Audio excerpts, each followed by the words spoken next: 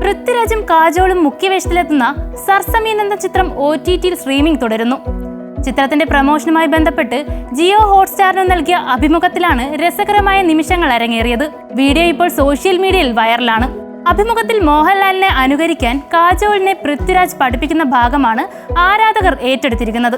നിങ്ങളുടെ മാതൃഭാഷയിലെ ഒരു വാക്ക് പഠിപ്പിക്കാൻ പറഞ്ഞാൽ ഏതായിരിക്കും പറയുക എന്ന് അഭിമുഖത്തിൽ കാജോൾ പൃഥ്വിരാജിനോട് ചോദിക്കുന്നു. മറുപടിയായി പൃഥ്വിരാജ് നരസിംഹം ചിത്രത്തിലെ എന്താ മോനെ ദിനേശ എന്ന സംഭാഷണമാണ് കാജോളിനെ പഠിപ്പിക്കുന്നത്.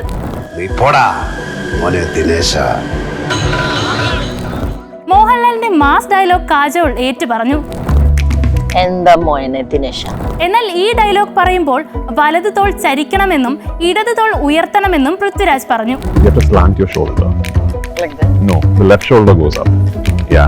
പറഞ്ഞതുപോലെ തന്നെ കാജോൾ ചെയ്യുകയും ചെയ്തു.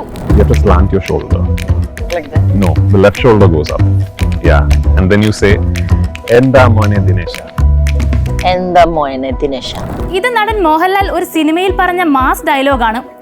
ഇത് ഏറ്റു പറഞ്ഞതിലൂടെ ഞാൻ ഉൾപ്പെടുന്ന മോഹൻലാൽ ആരാധകരുടെ പ്രീതി നിങ്ങൾ പിടിച്ചു പറ്റിയെന്നും പൃഥ്വിരാജ് പറയുന്നുണ്ട്. ഒരവസരം വന്നപ്പോൾ പൃഥ്വിരാജിനുള്ളിലെ ലാലേട്ടൻ ഫാൻ ബോയ് പുറത്തു ചാടി എന്നാണ് മലയാളി ആരാധകർ വീഡിയോ കണ്ട ശേഷം കമന്റ് ചെയ്യുന്നത്.